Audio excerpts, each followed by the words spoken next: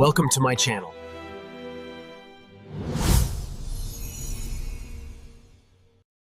The rain in Lochdubh did not fall so much as it drifted, a fine grey haar that clung to the heather and turned the peat-stained waters of the loch into a mirror of liquid lead. It was the kind of morning that invited a man to stay in bed, with a thick woolen blanket pulled up to his chin, but PC Hamish Macbeth was already out. He wasn't on patrol, at least not the kind of patrol that involved a notebook or a radio.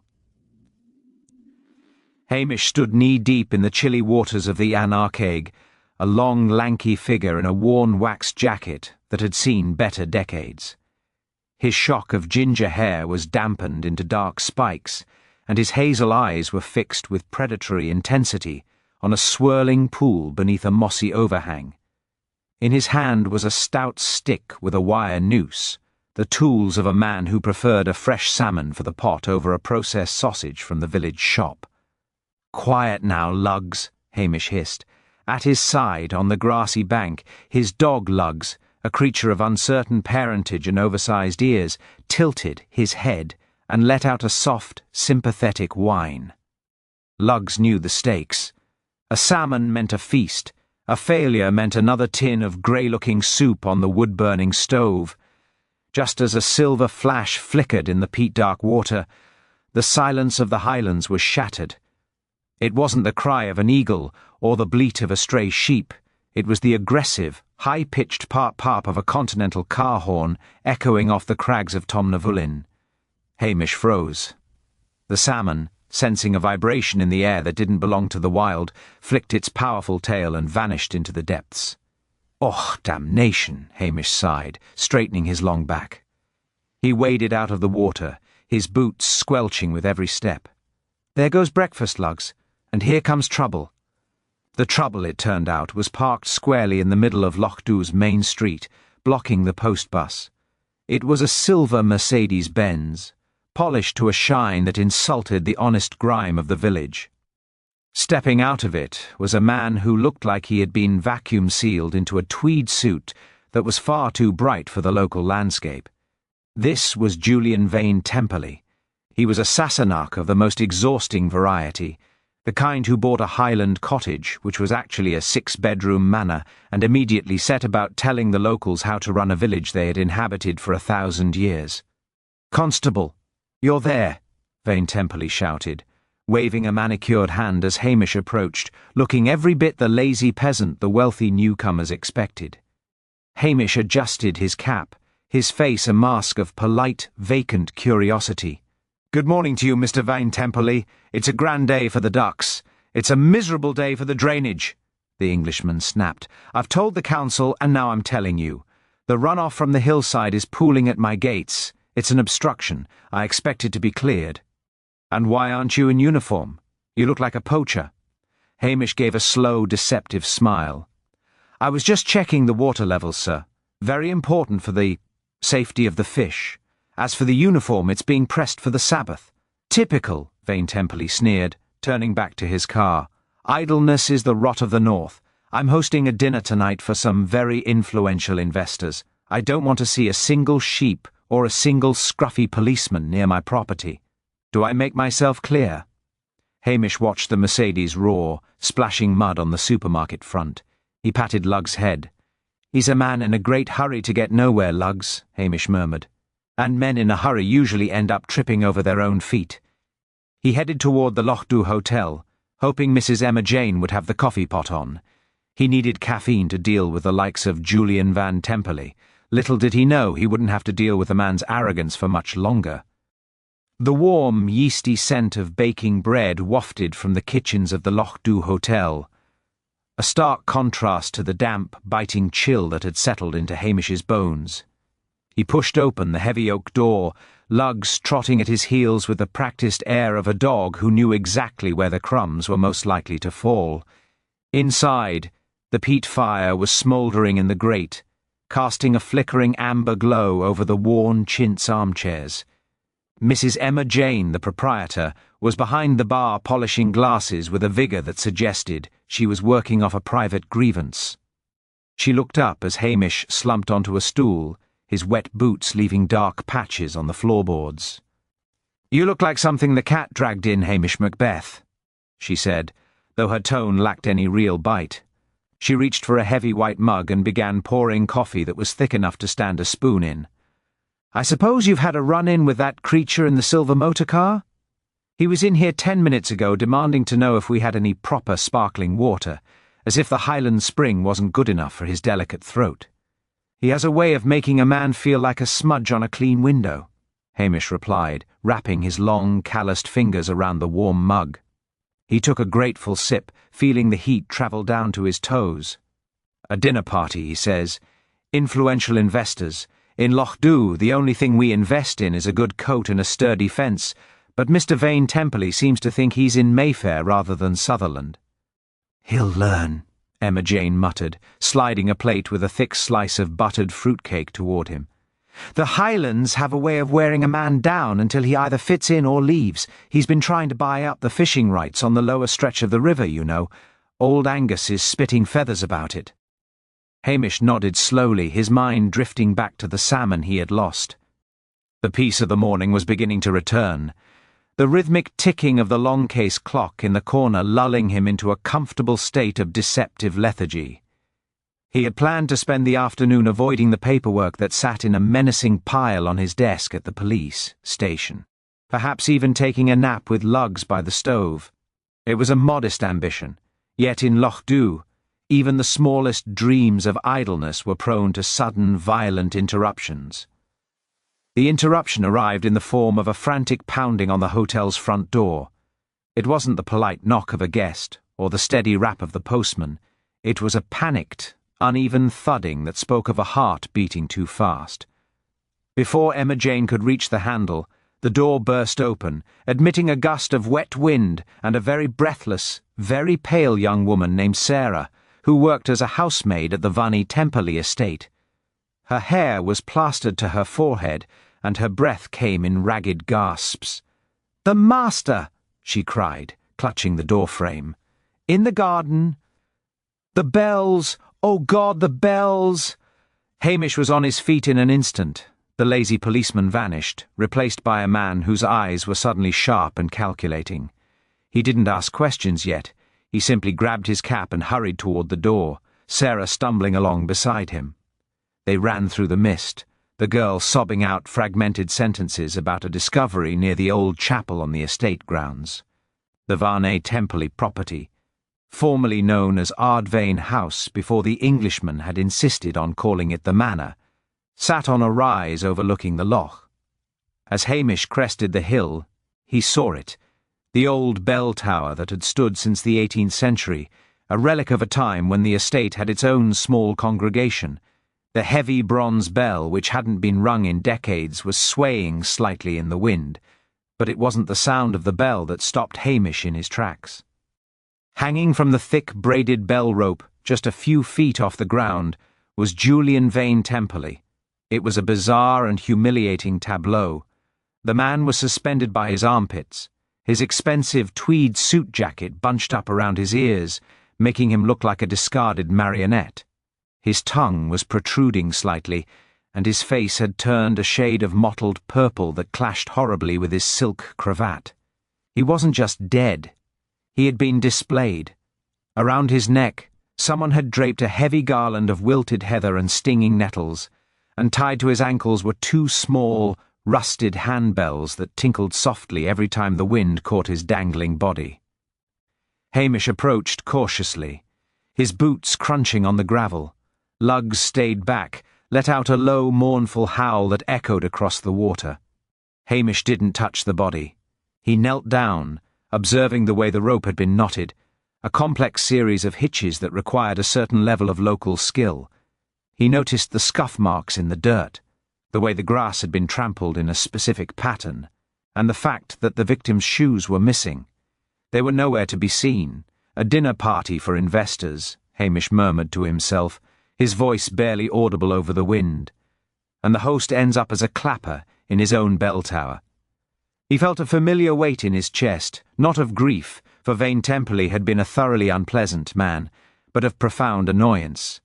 A murder of this nature, especially one involving a wealthy outsider, would bring the heavy-handed authorities from Strathbane down upon Lochdubh like a Highland gale. It meant sirens, forensics teams, and the inevitable arrival of Detective Chief Inspector Blair. His quiet life was over. His salmon-poaching days were on hold. Hamish looked up at the grey sky, feeling the fine rain on his face. He noted the exact position of rusty handbells on the victim's ankles. It was a touch of dark theatre, a mockery of the man's pomposity. Someone in this village had a very long memory and a very sharp sense of irony. "Aye, Lugs," Hamish said, looking at his dog. "The bells have chimed for Mr. Vane Temperley, but I fear they're ringing a death knell for my peace and quiet." He stood there for a long moment, not moving, simply absorbing the scene, the smell of the wet earth, the distant cry of a gull, and the unnatural stillness of the man who had been in such a hurry. He knew that when Blair arrived, the man would see a body and a rope. Hamish, however, saw a story written in knots, nettles, and missing shoes. He just had to wait for the village to start whispering the rest of the lines. In the distance, the faint sound of a police siren began to wail, growing louder as it wound its way along the narrow coastal road. The Highland plod was about to begin, and Hamish Macbeth prepared himself to look as foolish and unhelpful as possible. The wail of the sirens grew into a piercing shriek that tore through the mist, effectively murdering the last remnants of Highland silence. 2 white and blue patrol cars from Strathbane skidded onto the gravel driveway of the manor, followed closely by a black sedan that looked as though it had been driven through a hedge.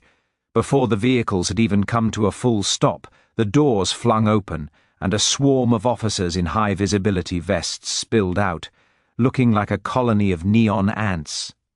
At the centre of the chaos was Detective Chief Inspector Blair. He was a man whose physical presence was defined by a neck that seemed to have been swallowed by his shoulders and a face that remained a permanent, angry shade of beetroot. Blair didn't walk so much as he collided with the atmosphere. He stomped toward the bell tower, his heavy shoes churning the mud into a soup that Hamish had carefully avoided. "Out of the way, Macbeth!" Blair roared, his voice like gravel in a blender. He didn't even look at Hamish, instead shoving past him to stare at the dangling remains of Julian Vane Temperley. "My God, look at this. It's a circus. A bloody Highland circus. What have you been doing? Standing here scratching your head while the crime scene goes to pot. You've probably trampled every piece of evidence within a mile." Hamish assumed his most vacant expression, his shoulders drooping and his lower lip protruding just enough to suggest a slow-witted bewilderment. He shoved his hands deep into the pockets of his waxed jacket and let out a long, whistling breath. "I was just waiting for the experts, Inspector. I didn't want to be disturbing the aesthetic, you might say. It's a very particular way to leave a body, isn't it?" Blair turned on him, his eyes bulging. "Aesthetic? It's a murder, you great lummox, and you've let the only witness stand there catching her death of cold." He gestured rudely at Sarah, the housemaid, who was still trembling by the chapel wall. "Anderson, get that girl's statement. Find out which of these local savages had a grudge against the Englishman. It shouldn't be hard. They probably all hated him for having a decent suit and a bank balance." Detective Sergeant Anderson, a man whose primary function in life was to act as Blair's punching bag while secretly doing all the actual paperwork, nodded morosely and led Sarah toward the cars. Blair turned back to the body, tilting his head so far back his double chin disappeared into his collar. He looked at the heather garland, the nettles, and the small rusted handbells tied to Vane Temperley's ankles. "Clearly a robbery gone wrong," Blair announced, his voice booming with unearned confidence. "The victim caught a local thief, probably one of your poaching cronies, Macbeth, and the thief panicked. The bells and weeds are just twisted pagan nonsense to throw us off the scent, some village idiot trying to be clever. It's obvious." Hamish tilted his own head, looking not at the body, but at the ground beneath it. "A robbery, sir. The man's gold watch is still on his wrist, and there's a wallet sticking out of his pocket that looks thick enough to choke a cow. It seems a strange sort of thief who leaves the gold and takes the shoes." Blair's face darkened from beetroot to a deep, bruised plum. "I didn't ask for your input, Macbeth. If I want the opinion of a backwater constable who smells of wet dog and fish, I'll ask for it." The shoes were likely stolen because the killer has the same foot size. It's a common occurrence in impoverished areas like this. People will kill for a good pair of brogues. "I perhaps," Hamish murmured, though his mind was elsewhere. He was looking at the way the bell rope had been tied. It was a midshipman's hitch, a knot used by those who spent their lives on the sea or the loch. It wasn't the work of a panicked thief. It was the work of someone who wanted to ensure that Julian Vane Temperley didn't fall until they were good and ready for him to be found. "But the handbells, Inspector, they're from the old schoolhouse. They haven't been seen since the building was turned into a holiday rental 3 years ago." "Shut up, Macbeth!" Blair screamed, spraying a fine mist of saliva into the damp air. "I don't care about schoolhouse bells or your local trivia. This is a high-profile case. The chief constable will be breathing down my neck by tea time. I want suspects. I want that fisherman, Angus MacLeod. I heard he had a row with the victim over water rights. He's a violent old drunk, isn't he? That's our man. Anderson, get a team to MacLeod's croft. I want him in the cells at Strathbane before the sun goes down." Hamish watched as the forensics team began to lower the body, their movements clinical and cold compared to the macabre theatre of the hanging. He felt a pang of sympathy for Angus MacLeod. The old man was indeed a drunk, and certainly possessed a temper that could blister paint, but he was also 80 years old and suffered from such severe arthritis that he could barely hold a fishing rod, let alone hoist a grown man into a bell tower. But trying to tell Blair that was like trying to explain the theory of relativity to a Highland bull. "I'll just be getting out of your way then, sir," Hamish said, backing away with a humble nod. "I'm sure you have everything well in hand. I'll just go and check the perimeter. Make sure no more savages are lurking about. Do that. Get lost. Go play with your dog." Blair waved him away as if he were a persistent fly. Hamish turned and whistled softly for lugs. As he walked away from the flashing lights and DCI barking orders, his gait changed. The slumped shoulders straightened, and the vacant look in his eyes sharpened into a keen, predatory focus. Blair would spend the next 48 hours bullying the wrong people and filling out the wrong forms. That gave Hamish exactly 48 hours to do what he did best. He wasn't going to look for fingerprints or DNA. He was going to look for the one thing Blair didn't believe in, a motive that made sense in Lochdubh. The village was a small, closed circle, and someone had just broken that circle in a very loud, very public way. He needed to find out who had access to the old schoolhouse bells, and more importantly, who knew enough about Julian Vane Temperley to know that the most insulting way for him to die was as a laughingstock dangling from a rope. "Come on, lugs," Hamish whispered as they reached the edge of the estate. "Let's go see the postmistress. I have a feeling Mrs. Kennedy might have seen more than just letters passing through her hands this week." Behind him, the bells on the victim's ankles gave one final ghostly tinkle as the body was zipped into a bag, a sound that Hamish knew would haunt the village long after Blair and his sirens had vanished back to the city. He needed a plan, and more importantly, he needed a very large pot of tea. The mist seemed to thicken as Hamish descended the hillside, the blue lights of the police cruisers fading into a ghostly blur behind him. He didn't head straight back to the station. That was the last place he wanted to be. Instead, he made his way toward the village square, where the small post office sat nestled between the grocery shop and the closed-up hardware store. In Lochdubh, the post office was the community's central nervous system, and Mrs. Kennedy, the postmistress, was its primary synapse. She knew who was receiving final demands from the bank, who was writing secret letters to old flames in Glasgow, and precisely whose pension was being spent on overpriced London catalogues. As Hamish entered, the bell above the door gave a cheerful ping that felt entirely out of step with the grim scene he had just left at the manor. The air inside smelled of old paper, adhesive, and the sharp, medicinal scent of the peppermint lozenges Mrs. Kennedy sucked on to soothe her perpetual indigestion. She was leaning over the counter, peering through her thick spectacles at a stack of envelopes, but she looked up the moment Hamish and Luggs crossed the threshold.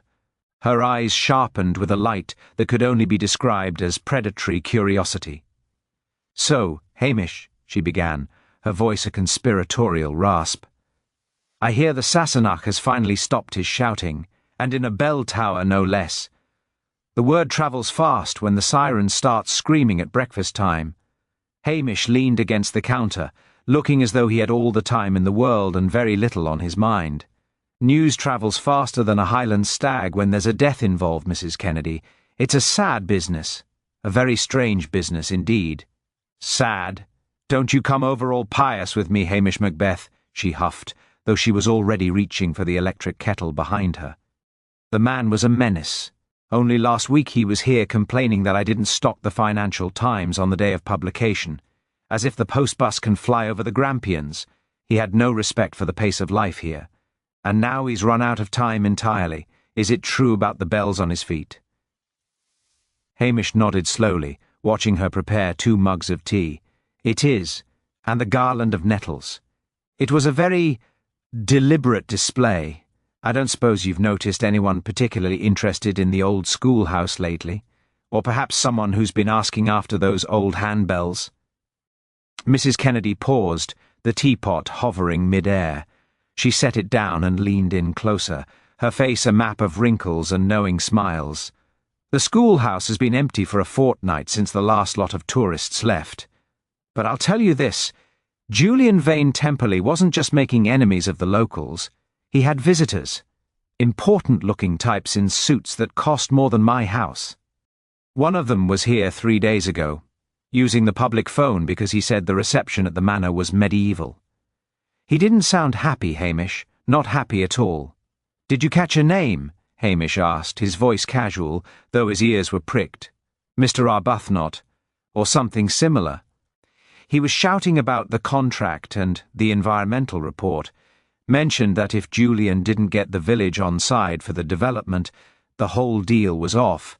He said, and I remember this clearly because it was so rude, that Julian was drowning in a puddle of his own ego. Hamish took the offered tea, the heat seeping into his palms. The mention of development sent a ripple of unease through him. Vane Temperley had been pushing for a new luxury wellness retreat on the shores of the Loch, a project that would have involved bulldozing the old ruins near the chapel and restricting access to the best fishing spots. It was a plan that had unified the village in a rare, boiling hatred. "Drowning in a puddle," Hamish repeated softly, and yet he ended up high and dry in a tower. "Thank you, Mrs. Kennedy. This tea is a lifesaver." He finished the drink quickly and stepped back out into the rain, Luggs following faithfully. His next stop was the spice of Lochdubh, the village's unlikely but beloved curry shop. Mr. Patel, the owner, was a man who saw everything from his window overlooking the square. He was currently standing out front, sweeping the pavement with a look of deep concentration. "A bad day for the neighbourhood, Constable," Mr. Patel said as Hamish approached. "The police from the city, they are very loud, very aggressive. They have already been here, asking if I saw any suspicious characters. I told them the only suspicious character I saw was an inspector who didn't know how to park his car." Hamish chuckled. "That would be DCI Blair. Don't mind him, he's just a man who likes the sound of his own bark. But tell me, did you see anyone near the manor gates late last night? Perhaps someone on foot?" Mr. Patel leaned on his broom, his expression turning thoughtful.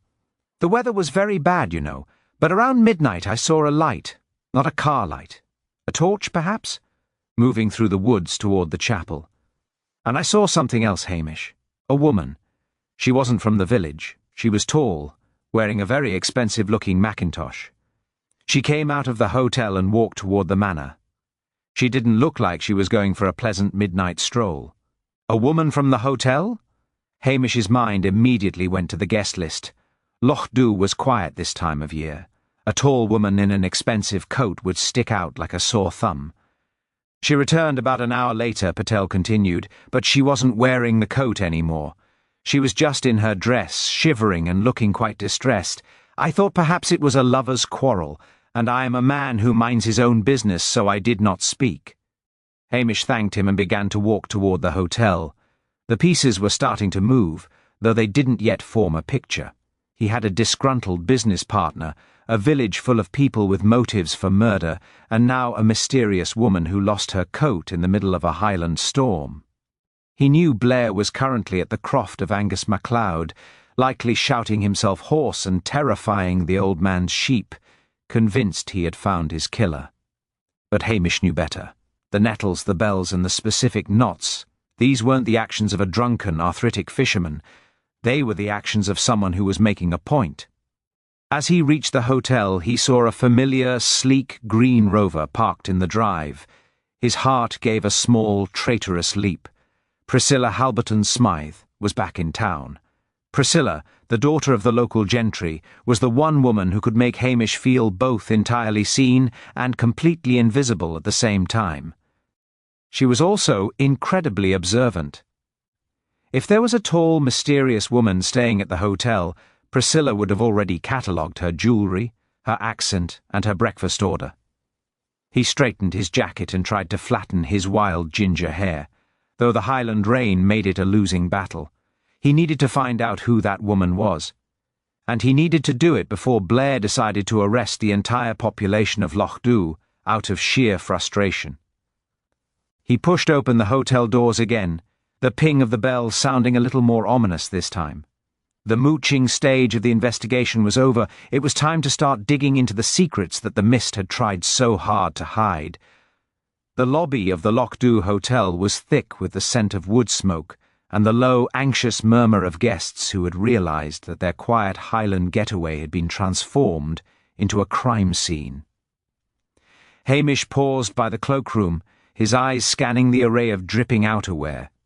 Among the sturdy barber jackets and sensible wool coats hung a gap, an empty peg where something substantial had clearly once been.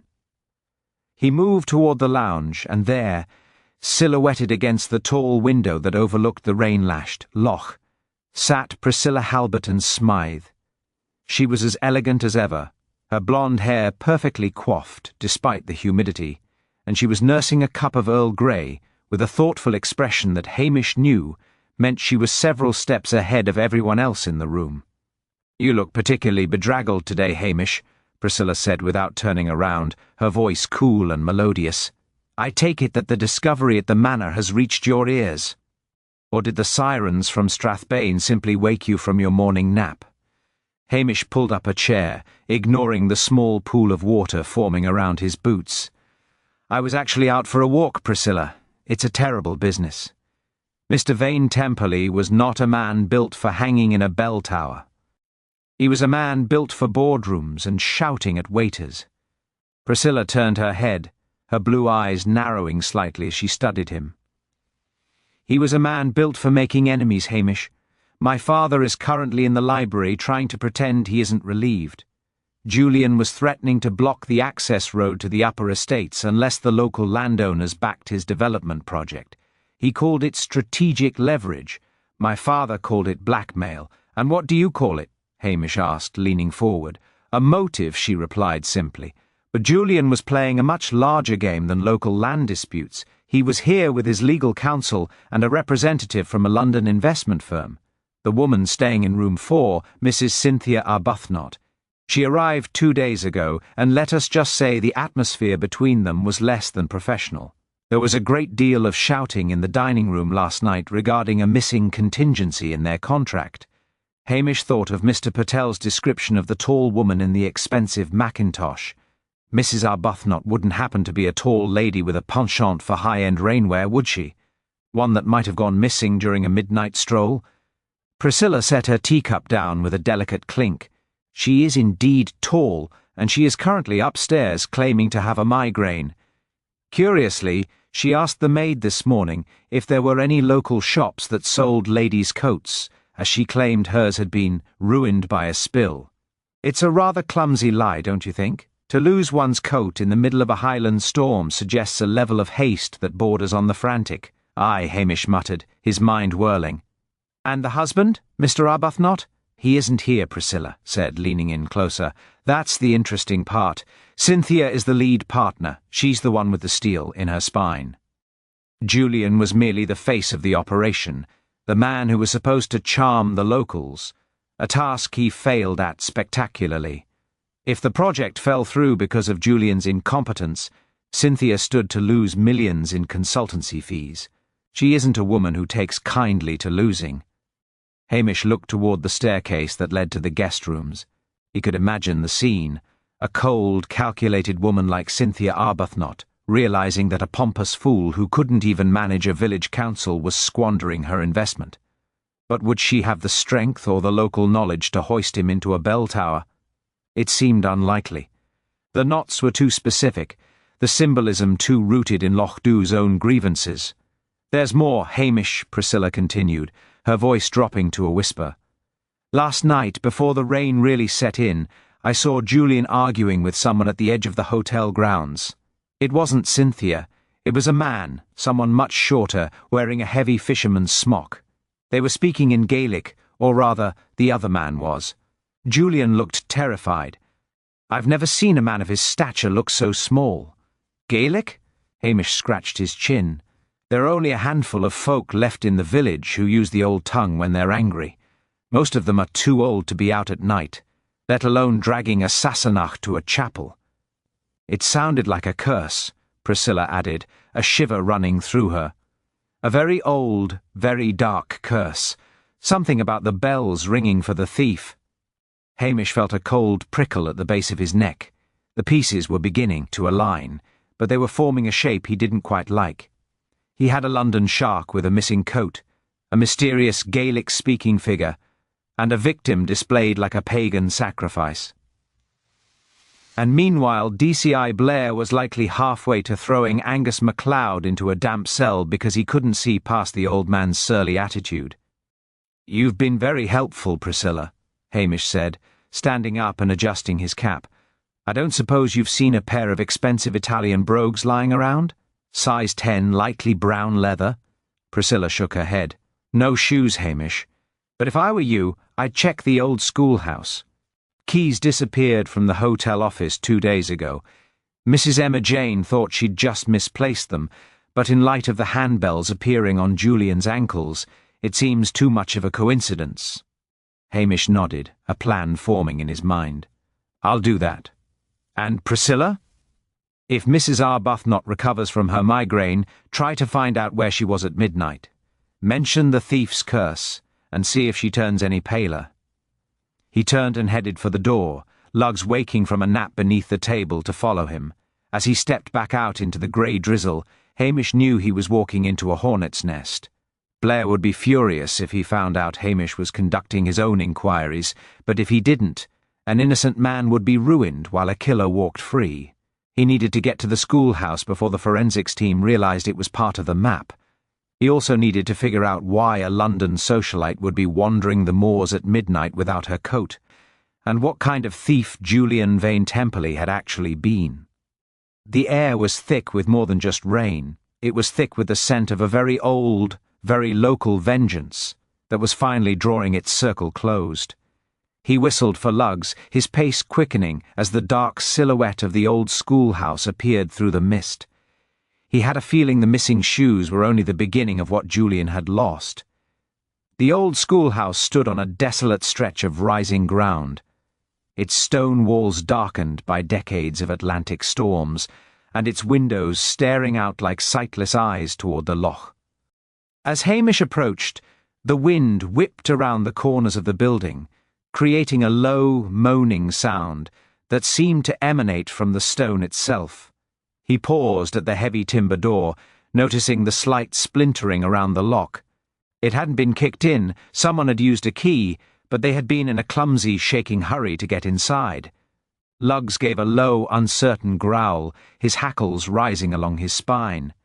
Hamish reached out and pushed the door open. It swung back on protesting hinges, revealing a single room filled with the shadows of abandoned desks and a heavy, cast-iron stove that had long ago gone cold. The air inside was thick with the smell of damp wool and something sharper, the metallic tang of old blood. Hamish pulled a small torch from his pocket, the beam cutting through the gloom. He swept the light across the floor, past the stacks of dusty books and a broken chalkboard, until it settled on a pair of objects, sitting neatly in the centre of the room. They were Julian Vernade Temperley's shoes. The expensive Italian brogues were polished to a mirror finish, looking absurdly out of place on the grime-streaked floorboards, but they weren't empty. Tucked inside the left shoe was a small silver communion cup, and inside the right was a fistful of damp earth and a single crushed sprig of rowan. "Sacrilege," Hamish whispered, the word tasting like ash in his mouth. He realized then that Blair's theory of a robbery was more than just wrong, it was dangerously superficial. This wasn't about money. The silver cup belonged to the old chapel, part of the Kirk plate that had been reported stolen 6 months ago. Vane Temperley hadn't been killed by a thief, he had been executed for being one, or perhaps for being the one who had facilitated the theft for his influential investors who collected such things. As he turned to leave, the beam of his torch caught something else near the doorway, a scrap of fabric caught on a jagged nail. It was a fragment of high-end, cream-coloured waterproof silk. Cynthia Arbuthnot's missing coat hadn't been ruined by a spill. It had been torn as she fled this room in terror. Hamish could almost see it, the sophisticated London woman following Julian to a secret meeting, only to witness the primitive, terrifying justice of the Highlands being meted out in the dark. A sudden noise from outside, the crunch of heavy boots on gravel, snapped Hamish back to the present. He flicked off the torch and flattened himself against the wall, gesturing for lugs to remain silent. The door creaked further open, and the silhouette of DCI Blair framed the entrance, his breathing heavy and ragged. Behind him stood Anderson, looking like a man who wished he were anywhere else on earth. "I know you're in here, Macbeth," Blair bellowed, his voice echoing off the rafters. "I saw that scruffy mongrel of yours outside. You've been tampering with evidence again, haven't you? I should have you in handcuffs along with that old drunk MacLeod." Hamish stepped out from the shadows, his hands raised in a gesture of mock surrender, his face carefully composed into its usual mask of mild-mannered stupidity. Now, Inspector. I was just following a lead about some stray sheep. I didn't expect to find the gentleman's footwear." Blair marched into the room, his face turning a terrifying shade of crimson as his own torchlight hit the shoes and the silver cup. "The shoes, and the chapel silver, I knew it." MacLeod stole the cup, Vane Temperley found out, and the old man killed him to keep him quiet. "It's a textbook case of local greed and violence. Anderson, bag these. We have him now. The motive, the evidence. It's all right here. But, Inspector," Hamish said, his voice soft and deceptively hesitant, "Angus MacLeod hasn't been able to climb this hill in 5 years. His knees are gone, sir. And look at the knots on the bell rope back at the manor. They were tied with the strength of a much younger man. And why would Angus leave the silver here, neatly tucked into the shoes? It looks more like a confession or a penance than a hiding place." "Penance? Confession?" Blair mocked, stepping into Hamish's personal space until the constable could smell the stale tobacco and peppermint on the inspector's breath. "This isn't a Sunday school lesson, Macbeth. It's a murder investigation. You're so obsessed with your local knowledge that you can't see a criminal when he's staring you in the face. MacLeod is our man. He was seen arguing with the victim. He's a known poacher. He's probably got the rest of the silver hidden under his floorboards. If I might just suggest, sir," Hamish continued, ignoring the insults, "that you check the hotel guest list again. There's a Mrs. Arbuthnot, who seems to have lost a very expensive coat, a fragment of which is right there on that nail. It matches the silk of the lady's evening wear. Perhaps she saw who really put those shoes there." Blair glanced at the nail, then back at Hamish, his eyes narrowing. For a second, a flicker of doubt crossed his face, but his pride was a far more powerful force. "A coat? You're trying to pin a murder on a wealthy London businesswoman because of a rag on a nail. She's a victim of these Highland thugs herself, no doubt. She probably ran here to hide from MacLeod." No, Macbeth, you're done. I'm taking the shoes, I'm taking the silver, and I'm taking the credit for closing this case within 12 hours. Go back to your station and stay there before I have you suspended for obstruction." Hamish watched as Blair and Anderson gathered the items, their movements hurried and clumsy. He didn't argue further. He knew that the more he pushed, the more Blair would dig in his heels. Instead, he waited until they had cleared the building and their car had roared down the track. He stood in the silence of the schoolhouse, lugs leaning against his leg. He now knew Angus MacLeod was being set up as the perfect scapegoat. The evidence was too neat, too conveniently placed for a man of Blair's limited imagination to find. But the Rowan spring and the earth, those weren't the tools of a professional thief like Veiny Temperley or a desperate businessman. They were symbols. Someone was playing a much deeper game, rooted in the very soil of Lochdubh. Hamish looked at the empty spot where the shoes had been. He had seen the way the earth was damp, freshly dug. There was a hidden motive here that didn't involve money or contracts, but a debt that could only be paid in blood and bells. He needed to find out who really spoke Gaelic in the dark, and why the thief's curse had suddenly become a reality. He whistled for lugs, his mind already moving toward the one person who knew the history of every grudge in the glen. He had to move fast. Angus MacLeod didn't have much time left before Blair's justice broke him. The mist had turned into a steady, rhythmic drumming against the roof of the old schoolhouse, but Hamish didn't linger in the doorway for long. He knew that Blair's departure toward the village meant the clock was ticking for old Angus MacLeod. The DCI would be looking to make a swift, loud arrest to impress the chief constable. A defenceless elderly man with a penchant for the bottle was the easiest target in the county. Hamish stepped out into the rain, his boots finding the narrow, sheep-trodden path that bypassed the main road. He needed to think, and he did his best thinking while moving through the heather, away from the prying eyes of the Strathbane police. The rowan sprig and the earth in the shoes stayed at the front of his mind. In the Highlands, rowan was a protection against evil, but when paired with graveyard soil and a stolen communion cup, it transformed into something else entirely. A ritual of shaming. Julian Vane Temperley hadn't just been killed. He had been purged from the land. Hamish's thoughts drifted to the influential investors Priscilla had mentioned. If Vane Temperley had been acting as a middleman for the theft of local artifacts, he wasn't just a greedy developer, he was a desecrator. And in a place like Lochdubh, where the bones of the ancestors were as much a part of the landscape as the granite crags, that was a death sentence. It wasn't Angus, lugs, Hamish murmured, his breath hitching as he climbed a steep embankment. Angus would have just shot the man and dumped him in the loch. This is too theatrical. This has the touch of someone who knows the weight of the old stories. He made his way toward the manse, the home of the Reverend Mr. Wellington. While the minister was a man of the cloth, he was also the unofficial keeper of the parish records, and a man whose family had lived in the glen for 4 generations.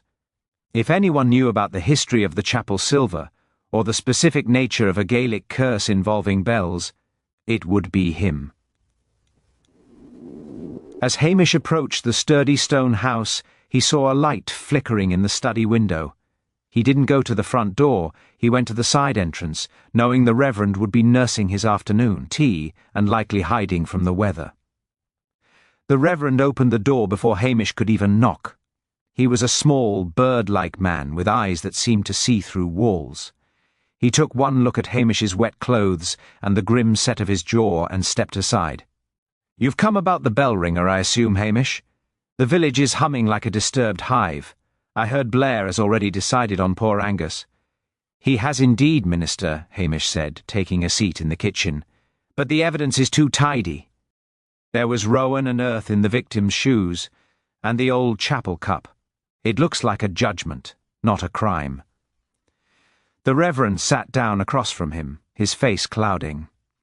Julian Vane Temperley was a man who thought everything had a price tag. He approached me a month ago, asking if Kirk would be interested in decommissioning some of the older graveyard, plots to make way for a scenic overlook. I told him to leave, and I may have been less than Christian in my delivery. But he didn't stop there. He started asking about the Lochdubh chimes, the silver handbells that were once used to ward off the plague. They vanished from the schoolhouse years ago, or so we thought. "And the communion cup?" Hamish asked. "The cup was part of the set," Wellington replied softly. "There is an old superstition here, Hamish.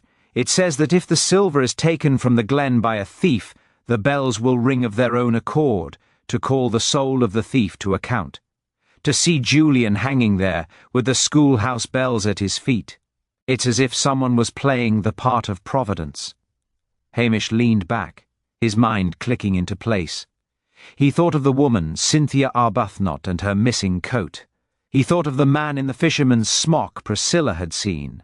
And then he remembered something small, something he had seen in the schoolhouse but hadn't fully processed. Near the chalkboard, there had been a set of wet footprints. Not the heavy tread of Blair's boots or the frantic scuffle of the victim, but a small, precise print, almost like a child's, or a very small adult's. Who else knew Julian was stealing the silver minister? He wasn't stealing it for himself, the Reverend said. He was the broker. He had a contact in London who specialised in discreet acquisitions. I suspect Mrs. Arbuthnot was more than just a business partner. She was the buyer. But there was someone else Julian was terrified of. A man who claimed the silver was his by right of blood. A man named Callum Murray. Hamish froze. Callum Murray was the village's invisible man. He lived in a derelict croft on the far side of the mountain, a man who spoke little, kept to himself, and was a master of the old ways of the sea. He was also the last surviving descendant of the family that had originally gifted the silver to the chapel in the 1700s. He was strong, he was quiet, and he was a man who could tie a midshipman's hitch in the dark during a gale. Callum was at the hotel last night, Hamish said, more to himself than the minister. He was the one Priscilla saw. He wasn't cursing Julian, he was giving him a final warning. The motive wasn't the development project, and it wasn't a lover's quarrel. It was a clash of worlds. Julian and Cynthia had treated the village's heritage like a supermarket, and Callum Murray had decided to close the shop. But if Callum was the killer, why was Cynthia Arbuthnot's coat in the schoolhouse, and why did she look so distressed when she returned to the hotel? "Thank you, Minister," Hamish said, standing up abruptly.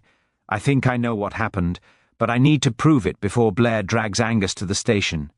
If Blair makes an arrest now, the real killer will vanish into the hills, and we'll never see that silver again." "Be careful, Hamish," the Reverend warned.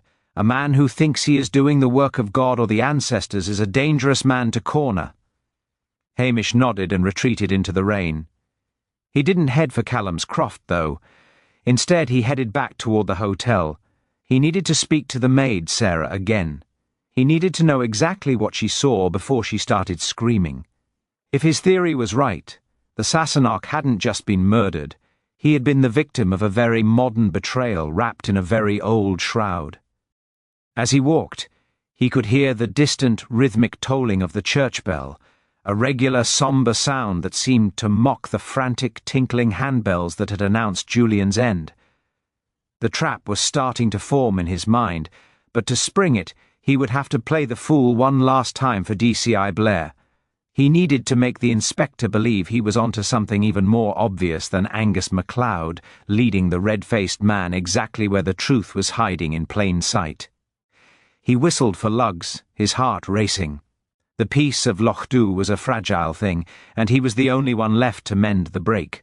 The rain had settled into a persistent, miserable drizzle that blurred the line between the sky and the loch as Hamish made his way back toward the centre of the village. His mind was a hive of activity, sorting through the remnants of the day's revelations. He knew that if he went directly to Callum Murray, he would find a man as silent and impenetrable as the Highland granite. To catch a man who believed himself to be an instrument of ancient justice, one had to use a lighter touch, and perhaps a bit of the deceptive clumsiness that made the locals underestimate their own policemen. He found DCI Blair outside the police station, leaning against a damp patrol car and looking exceptionally pleased with himself. A crowd of villagers had gathered at a respectful distance, their faces etched with a mixture of curiosity and the guarded hostility they reserved for the authorities. "Ah, Macbeth, come to watch the wheels of real justice turn?" Blair crowed, his face glowing with a triumphant ruddy sheen. He gestured toward the station door, where Anderson was readying the transport for a dazed and dishevelled Angus MacLeod. "We've got the silver, we've got the witness statements about the row over the fishing rights, and we've got the old man's prints on a bottle of whiskey found near the manor gates. It's open and shut. I'll be back in Strathbane for a late supper, and you can go back to your poaching and your naps."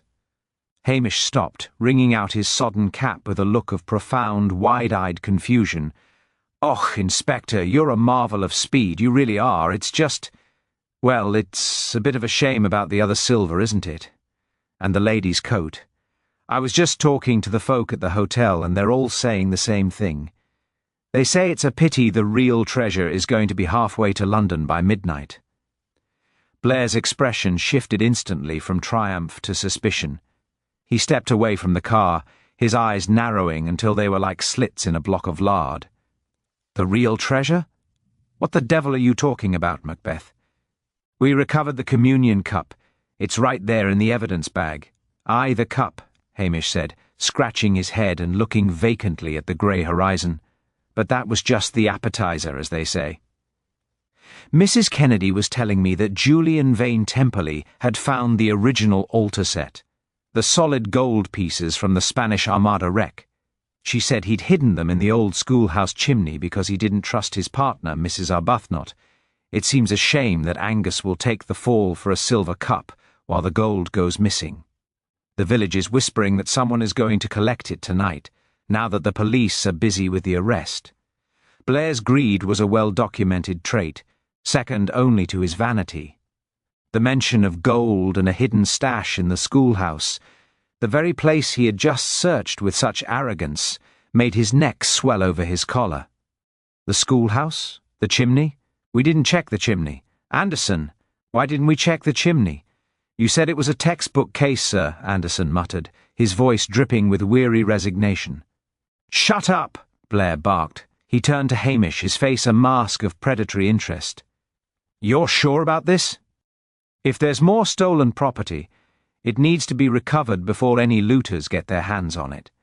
If that woman Arbuthnot is involved in a gold smuggling ring, I want her in cuffs alongside the old man." "Well, I'm just a village policeman, sir," Hamish said with a humble shrug. "I wouldn't know about smuggling. But if I were a clever criminal, I'd wait until the mist came down thick at dusk. Then I'd slip into the schoolhouse and retrieve the gold before heading for the coast. It's what the old folk call the thief's hour. I was going to go up there myself, but I'm sure you'd rather handle the heavy lifting." Blair let out a sharp, barking laugh. "You? You'd probably trip over your own feet and lose a lot of heat. No, Macbeth. You stay here. You keep an eye on the station. Anderson and I will take the unmarked car and set up a stakeout at the schoolhouse. If anyone shows up for that gold, they're walking right into my arms." Hamish watched Blair climb into the car, shouting orders at a bewildered Anderson. The vehicle roared off, spraying gravel and mud over the very villages Blair so thoroughly despised. Once the taillights had vanished into the Har, Hamish's demeanour changed. The slump in his shoulders vanished, and his gaze became sharp and purposeful. He didn't stay at the station. Instead, he whistled for lugs and set off at a brisk pace toward the Lochdubh Hotel, cutting through the back gardens to avoid being seen. He knew there was no gold in the chimney. It was a lie designed to get Blair out of the way and to flush out the one person who was truly desperate. Cynthia Arbuthnot wasn't just a buyer. She was a woman whose career depended on the recovery of the contract and the evidence Julian had been using to leverage her. But more importantly, Hamish knew that Callum Murray wouldn't be at the schoolhouse. Callum had already achieved his goal of shaming the man who had desecrated the chapel. He had returned to his croft to wait out the storm. The real danger lay with the person who had actually helped Julian steal the silver in the first place. The person who knew the layout of the chapel and the schoolhouse better than anyone, and who had used Callum's legendary temper as a shield for their own crimes. Hamish had seen the footprints in the schoolhouse. They were too small for Callum, too small for Angus, and too small for Cynthia Arbuthnot's designer heels. They were the prints of someone who wore the practical, small-sized Wellington boots common among the village girls. As he reached the hotel, he slipped into the kitchen entrance. Sarah, the housemaid who had discovered the body, was sitting at the wooden table, a cold cup of tea in front of her. She looked up, her eyes wide with a fear that hadn't dissipated since the morning. "Sarah," Hamish said softly, pulling up a chair. "The inspector is gone. He's up at the schoolhouse, looking for gold that isn't there. He thinks Angus killed Mr. Vane Temperley. But you and I know Angus couldn't have tied those knots, don't we? And we know that Callum Murray wouldn't have left a lady's coat caught on a nail." Sarah's hands began to shake, the ceramic cup rattling against the saucer. "I don't know what you mean, Mr. Macbeth. I was just the one who found him. It was horrible." "It was horrible," Hamish agreed, his voice steady and calm. "But it was also very clever. To use the old stories to cover a very modern murder. Julian was going to cut you out of the deal, wasn't he? He promised you a way out of Lochdubh, a share of the money from the silver he was selling to Mrs. Arbuthnot. But then he got greedy. He decided he didn't need a local girl to show him the secrets of the glen anymore. He was going to sell the silver and leave you with nothing but a ruined reputation. He was a pig!" Sarah suddenly spat, her voice cracking with a sudden sharp venom. "He treated this place like a playground. He laughed at the stories. He laughed at Callum. He thought he could just take whatever he wanted." "So you helped him," Hamish continued, "and then you realized he was a thief who would steal from his own friends. You took Mrs. Arbuthnot to the schoolhouse to show her the merchandise, but you'd already told Callum what Julian had done. You knew Callum would confront him. You didn't expect Callum to kill him, perhaps, but when he did, when the old man's heart gave out or the fight went too far, you were the one who finished the display. You were the one ringing the bells. You were the one who planted the shoes to make it look like a ritual, knowing Blair would jump at the most obvious local suspect." Sarah looked at him, her face a pale mask of defiance. "You can't prove a word of it. Callum won't talk. He hates the police more than he hates the Sassenachs." "Maybe," Hamish said, standing. "But I think Mrs. Arbuthnot will talk once she realizes she's being implicated in a murder, and I think she'll be very interested to know that you still have the missing piece of the Kirk plate, the one Julian didn't get to sell, the one you've got hidden in your locker right now." He hadn't actually checked the locker, but the way Sarah's eyes darted toward the hallway told him everything he needed to know. The trap was set, not with a cage, but with the weight of the truth. He had lured Blair to the schoolhouse to keep the heavy lifting away from the hotel, giving him the space to confront the one person who had turned a village's heritage into a deadly game of chess. Now, he just had to wait for the final piece to fall into place before Blair returned, red-faced and empty-handed, looking for someone to blame for the missing gold. The kitchen of the Lochdubh Hotel felt smaller now, the air thick with the smell of boiled cabbage and the underlying metallic chill of the rain. Sarah's defiance began to crumble like dry peat, her eyes darting toward the staff lockers in the corridor. Hamish stood perfectly still, his long, lanky frame casting a shadow against the whitewashed wall. He knew the psychology of the village. People like Sarah didn't kill out of a grand passion or a desire for world dominion. They killed out of a desperate, suffocating need to escape the grey horizon and the narrow expectations of their neighbours.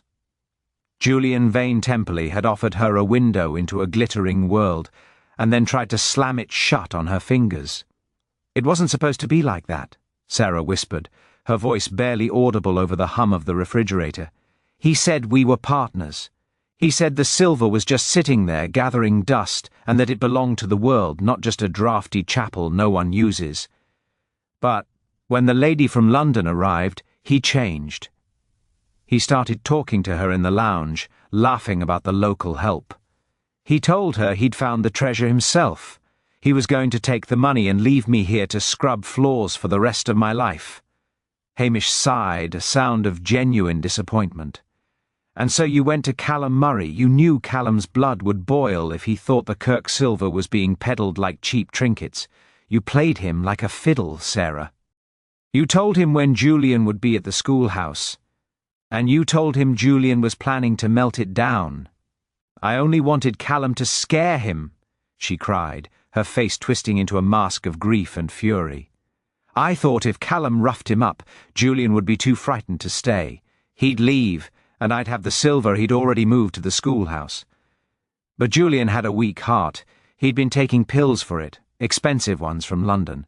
When Callum grabbed him by the throat and started shouting the old curses, Julian he just went limp. He died right there on the floorboards, looking like a landed fish. Hamish nodded slowly. This was the dark undercurrent of the Highlands that Blair would never understand. It wasn't always a knife in the dark. Sometimes it was just the overwhelming weight of a man's own fear and guilt, triggered by a confrontation he wasn't prepared for. But Callum didn't hang him, Sarah. Callum is an old-school guy. He would have left the body where it fell and walked back into the mist. It was you who decided to make it a show. You're the one who found the rope, and you're the one who dragged him to the bell tower. I had to make it look like a judgment, Sarah hissed, leaning forward across the table. If it was just a dead body in a schoolhouse, the police would have looked at everyone. But if it looked like a local feud, like a Highland mystery, they'd look at Callum or Angus. I knew how to tie the knots. My father was a fisherman before the drink took him. I hoisted him up, and I put the bells on him because I wanted everyone to know he was a thief. I wanted him to be a joke even in death. Hamish felt a cold shiver. The physical strength required to move a dead man was considerable, but the strength born of a woman's scorched ambition was even greater. And Mrs. Arbuthnot? She followed you, didn't she? She saw me coming out of the schoolhouse, Sarah admitted, her voice flat now. She was looking for Julian. I told her he was dead, that the locals had found out what they were doing. She panicked. She ran into the schoolhouse to find the contract, and when she saw the blood on the floor where he'd hit his head, she lost her nerve. She caught her coat on that nail and just kept running. She's terrified, Hamish. She thinks there's a lynch mob in the hills. There isn't a mob, Hamish said, but there is an Inspector Blair, and he's currently tearing the schoolhouse apart, looking for gold that doesn't exist. When he finds nothing, he'll come back here twice as angry as before. He'll arrest you, Sarah, and he'll arrest Callum too, and once you're in those cells at Strathbane, the lawyers from London will make sure you take all the blame while Mrs. Arbuthnot walks away as a victim of circumstance. The girl's eyes went wide. She hadn't thought about the city's legal machinery. She only understood the immediate, visceral landscape of Lochdubh. What do I do? You give me the last piece of the silver, Hamish said, extending a hand, the one you kept, and you tell the truth, but you tell it my way.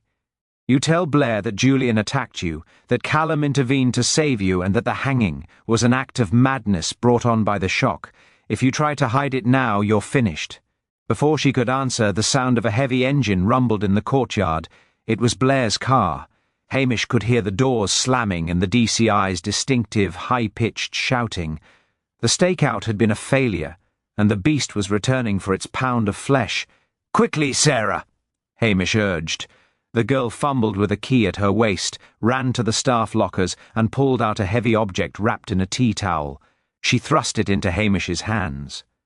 He unwrapped a corner to see the dull, tarnished glint of a silver pattern, engraved with the Celtic cross of the Lochdubh chapel.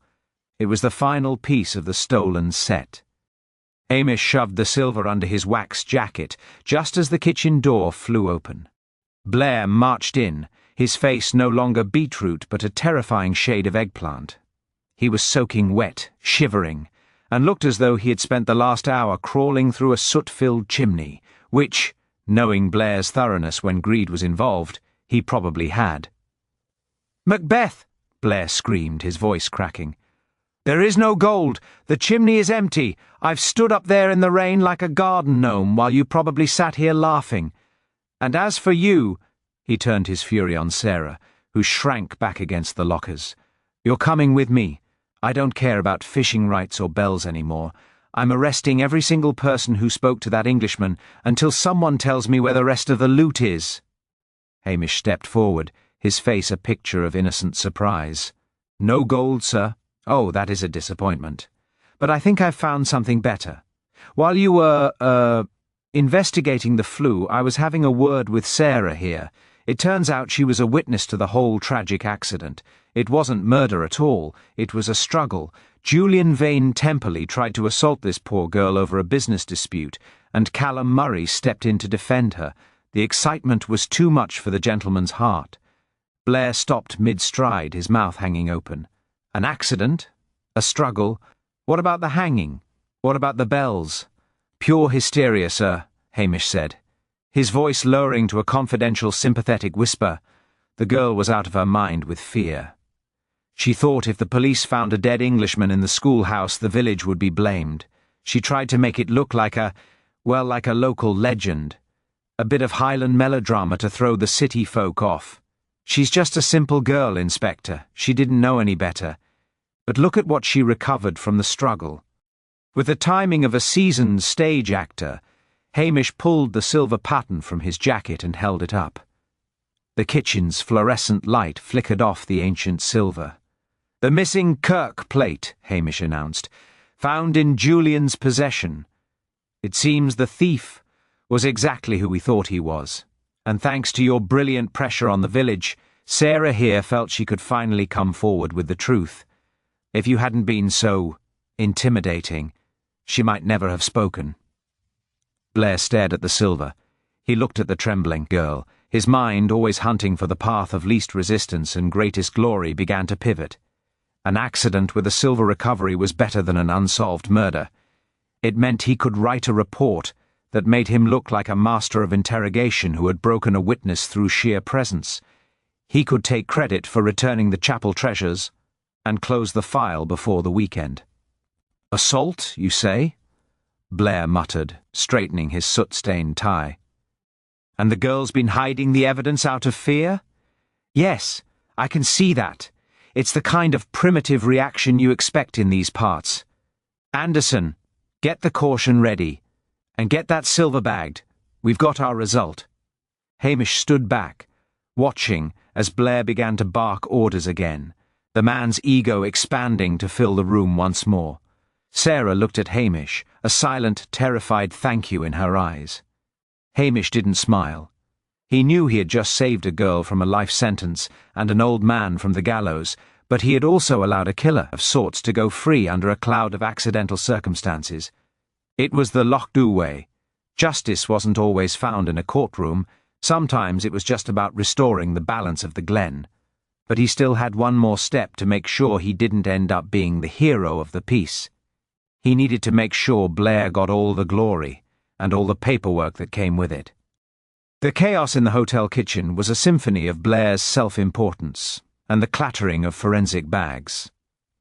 As the DCI puffed out his chest, the soot from the schoolhouse chimney smeared across his forehead like war paint, though he looked more like a disgruntled coal miner than a conquering hero. He clutched the silver paten as if he had personally wrestled it from the hands of a highwayman. Hamish stood in the corner, fading into the background with practiced ease, his hands once again shoved deep into his pockets. He watched Sarah being led toward the patrol car. She was technically in custody, but the narrative had shifted.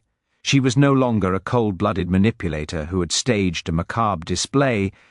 She was a victim of circumstance and a confused local witness who had cracked under the formidable pressure of DCI Blair's investigation. "Now, Macbeth," Blair barked, turning his attention to the lanky constable. "I hope you've learned something today.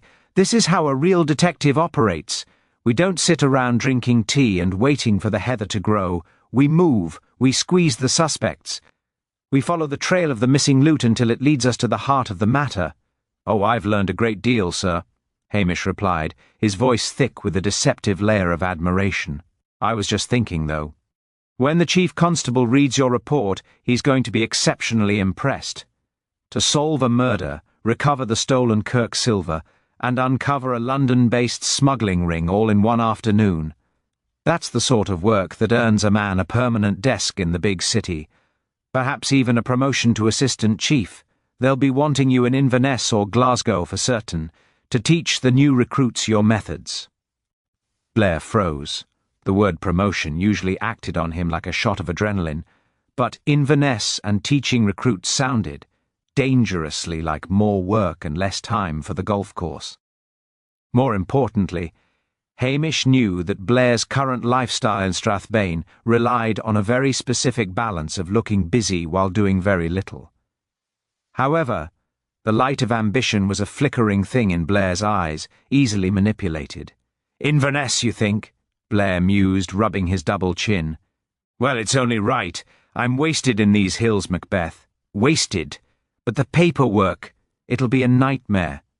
All those statements from the investors and that Arbuthnot woman. Legal eagles in London will be all over this. I'll be tied to a desk for months just filing the exhibits. That's the trouble with brilliance, sir," Hamish said with a sympathetic sigh. "It generates an awful lot of paper. And then there's the press. They'll want interviews. They'll want to know how you deduced the thief's hour at the schoolhouse. You'll be a very busy man. I, on the other hand, will just be here, tending to my sheep and keeping out of the way. I'm far too slow for the fast-paced world you're heading into." Blair looked at Hamish, then at the soot on his own hands, then at the silver pattern. He realized that if he took the full, unadulterated credit for every detail, including the accidental nature of the death, he could simplify the narrative. If Vane Temperley had died of a heart attack during a struggle over stolen goods, it was a closed case. No long drawn-out murder trial, no cross-examination of his brilliant tactics at the chimney, and no awkward questions about why he had nearly arrested an 80-year-old man for a crime requiring the strength of a Highland bull. "Listen, Macbeth," Blair said, lowering his voice and stepping closer, the smell of stale tobacco and wet wool preceding him. "I'm a fair man. I don't want to see you buried in reports you can't even spell. I'll tell you what. I'll take the lead on this. I'll write the official summary for headquarters. I'll mention that you provided, basic logistical support. You know, opening doors, finding the way to the schoolhouse, that sort of thing. But deduction, silver recovery, witness breakdown, that's all for me. It'll keep the chief happy and keep the press off your back. You wouldn't want those city reporters trampling your vegetable patch, would you?" "Oh, no, sir. I couldn't bear the excitement," Hamish said, looking properly terrified at the prospect. "It's very kind of you, Inspector, to take such a heavy burden off my shoulders. I'm just a simple man, as you say. I'd likely just confuse the reporters anyway." "Right then." Blair clapped a hand on Hamish's shoulder, leaving a dark, soot-covered palm print on the wax jacket. "It's settled. I'll handle the Strathbane end. You stay here and keep the village quiet. And for God's sake, get that dog a bath. He smells like a swamp." Hamish watched as Blair climbed into his sedan, the man's face already settling into the smug, self-satisfied expression of someone who was mentally drafting a victory speech for the police gala. As the car pulled away, followed by the transport vehicle containing Sarah and the evidence bags, the silence of Lochdubh began to heal itself. The blue lights vanished around the bend of the loch, and the rain softened into a gentle, rhythmic mist that felt more like a blessing than a curse. Anderson, lingering by the second patrol car, gave Hamish a long, knowing look. He had seen the whole exchange. He knew that Hamish had led Blair by the nose through a labyrinth of lies and half-truths to achieve exactly what he wanted, a clean village and a quiet life. "You're a devious man, Macbeth," Anderson murmured as he adjusted his cap. "He really believes he's the one who found that silver. He's probably going to tell the chief he wrestled it away from a gang of poachers."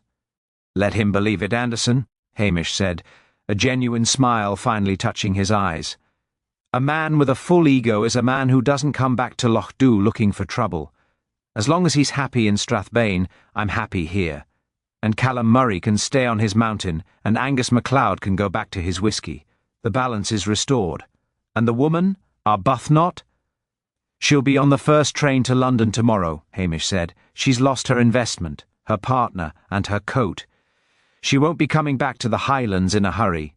The thief's curse has a way of sticking to the soul, Anderson. She'll be looking over her shoulder every time she hears a bell for the next 10 years. Anderson nodded, got into his car, and followed his superior. Hamish stood on the gravel drive of the hotel until the last sound of the engines had faded into the distance. He felt the weight of the day lifting from him. He had avoided a promotion, protected a girl who was more foolish than evil, saved an old friend from the cells, and ensured that the village's secrets stayed buried in the peat where they belonged. He whistled for Lugs, who emerged from the bushes with a piece of discarded sausage he had found near the kitchen door. The dog looked up at Hamish, his oversized ears flopping to one side. "Aye, Lugs." "It's over," Hamish said, patting the dog's damp head. "And not a moment too soon. My stove will be cold, and I've still got the taste of that hotel coffee in my mouth. Let's go home and see if we can find something better for the pot than a silver pattern." As they walked back through the village, the lights in the windows of the cottages began to flicker on, one by one. The gossip would continue, for weeks, of course. The story of the Englishman in the bell tower would grow with every telling until it became a legend to rival Spanish gold. But for now the air was clear. The bells had stopped chiming, the Sassenach was gone, and the long, slow peace of the Highlands was returning to Lochdubh. Hamish Macbeth, the laziest policeman in the north, adjusted his cap and headed for the station, already planning the long, uninterrupted nap he had been dreaming of since dawn. He had done his duty in his own fashion, and for Hamish that was more than enough work for 1 year. The darkness had fully claimed the glen by the time Hamish reached the police station, the small stone building standing as a lonely outpost against the vast, whispering silence of the mountains. Inside, the air was still and held the faint, comforting scent of peat smoke from the day before. He moved with a slow, rhythmic efficiency, hanging his sodden jacket on a peg and kneeling before the wood-burning stove. With a few practiced movements, he coaxed a small flame into a roar, the orange light dancing across the walls and reflecting in the amber eyes of Lugs, who had already claimed his spot on the rug. He filled a blackened kettle and set it on the hot plate, the whistle eventually providing the only music he required. As the tea steeped, strong, dark, and sweet, Hamish allowed himself a moment of reflection. To the world outside, Julian Vane Temperley had been a victim of a tragic, bizarre accident involving local folklore and a weak heart. To the village, he was a cautionary tale. To Hamish, he was a man who had forgotten that the Highlands didn't just have history, they had a memory. A quiet knock at the door startled Lugs into a single low woof. Hamish opened it to find Priscilla Halberton Smythe standing there, wrapped in a thick woolen cloak that looked far more practical than her usual attire. "I saw the lights from Strathbane leaving," she said, stepping inside and accepting the mug of tea Hamish offered without a word. "I take it Blair is satisfied with his brilliant detective work?" "He's more than satisfied, Priscilla," Hamish replied, leaning against the mantelpiece. "He's currently convinced he's the greatest thing to happen to the police force since the invention of the fingerprint. He has the silver. He has a confession of sorts from Sarah, and he has a story that will make him the toast of the Inverness headquarters." Priscilla looked at him over the rim of her mug, her eyes bright and searching. "And what does he not have, Hamish, besides a soul?" Hamish reached into the pocket of his trousers and pulled out a small, heavy object he hadn't shown to Blair. It was a single, rusted iron key, attached to a tag that simply read, "Vestry."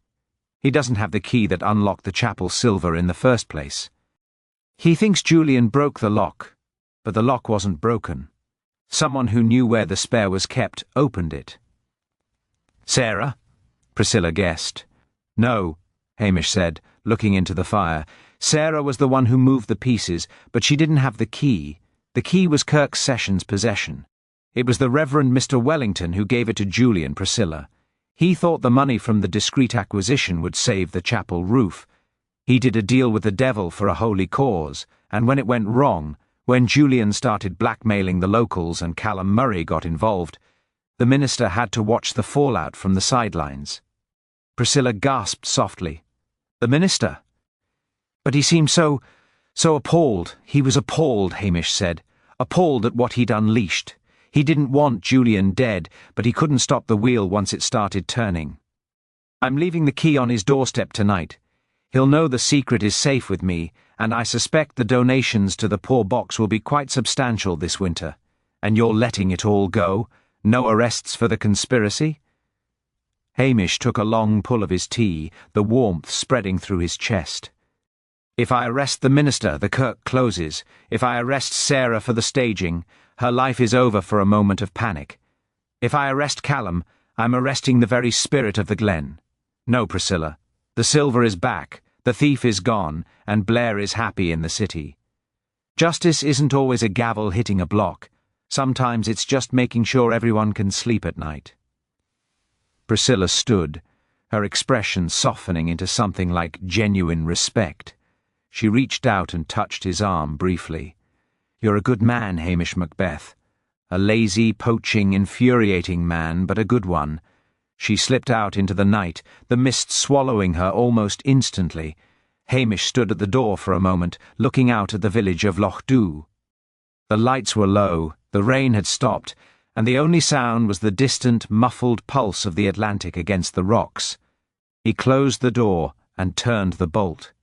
He moved to the small table by the window and picked up a tattered book, but his eyes soon drifted shut. The bells that chimed too late would be a story for the pubs, a tale to be told over dreams of Talisker for years to come. But for the man in the station, it was simply another day's work finished. He was exactly where he wanted to be, in a drafty station, with a loyal dog and no promotion in sight. The fire popped, a single spark leaping onto the hearth. Hamish didn't move. The silence of the Highlands was finally his again, and he intended to enjoy every second of it.